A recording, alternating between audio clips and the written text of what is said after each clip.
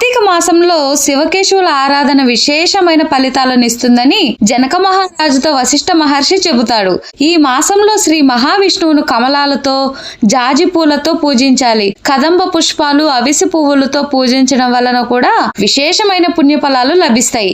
తులసి దళాలను, మారేడు దళాలను అత్యంత భక్తి శ్రద్ధలతో సమర్పించడం వలన విశేషమైన పుణ్యరాశి పెరుగుతుందని నమ్మకం.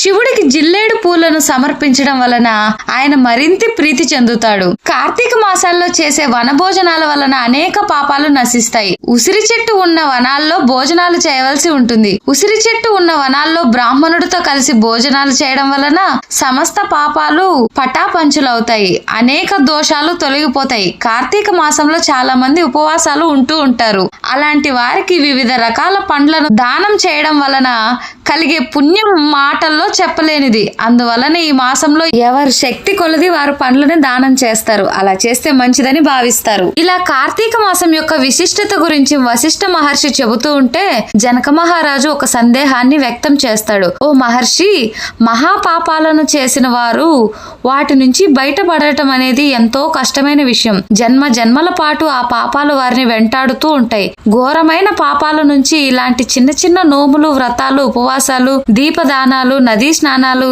ఎలా బయటపడేయగలవు? సముద్రంలో పడిపోయిన వాడిని గడ్డిపరక ఎలా కాపాడగలదు?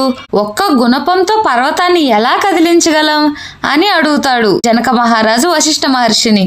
అందుకు వశిష్ఠ మహర్షి స్పందిస్తూ, రాజా, ఎవరు చేసిన కర్మను బట్టి వారు ఫలితాన్ని పొందడం అనేది నిజమే.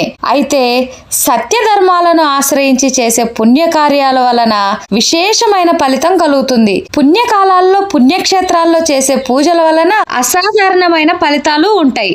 అప్పటి వరకు వెంటాడుతున్న పాపాలు ధ్వంసమవుతాయి. చిన్న నిప్పు కణిక వేల కట్టెలను దహించడం లేదా? అలాగే ఎన్ని పాపాలు చేసినా వాటిని ఒక్క పెట్టున తుడిచిపెట్టడానికి భగవంతుడికి ప్రీతిని కలిగించే ఒక్క చిన్న పుణ్య విశేషం చాలు. అందుకు ఉదాహరణగా నేను ఒక కథ చెబుతాను, విను అని వశిష్ఠ మహర్షి కథను చెప్పడం ప్రారంభిస్తాడు.